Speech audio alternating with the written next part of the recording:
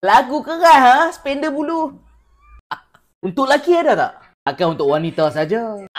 Sembang pasal bulu ni kan. Korang pernah tak time cukur bulu bawah kan? Tiba-tiba tercabut. Masa apa? Cabut bulu bawah sakit ke? Ataupun tercabut rambut lagi sakit? Mana yang paling sakit? Yes, sini. Kenapa? Kawasan bawah banyak gila saraf. Perempuan sama, laki pun sama. Tak kuning lah saraf. Saraf ni datang pada saraf pudendal nerve. Sebab itulah cabut bulu bawah lagi sakit pada cabut rambut ni. Sebab itulah jangan cukur. Kadang-kadang kita tertrim ke apa kan, tercabut sakit. Aku nak share satu device.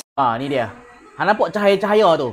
Dia guna teknologi, guna intense pulse light untuk remove ataupun matikan akar rambut tanpa sakit. Nampak tergelap-gelap petak ni?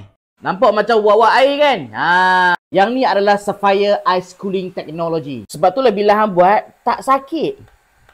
Yang aku pakai ni sama macam device dalam video belakang ni. Air Tempo Max. Yang ni, Air 3. Sama ada Sapphire Glass juga. Cumanya jauh lebih kecil dan dia murah sikit. Aku dah pakai Air Tempo Max ni almost 6 bulan ke atas. Air Tempo aku baru beli. Sebagai seorang doktor perubatan, aku dah kerja dengan Yulai almost nak dekat setahun untuk kita remove hair yang kita tak nak, bulu ketiak sekalipun. Device yang menggunakan teknologi IPL yang paling safe, tidak akan menyebabkan apa-apa side effect termasuk skin irritation, even termasuk ingrown hair. Ingrown hair ni kerap berlaku kepada korang yang kerap cukur, shave. Yang pernah kena je yang tahu betapa siksanya ingrown hair. Ni bukan jerawat Nampak tak macam ada bulu terperangkap?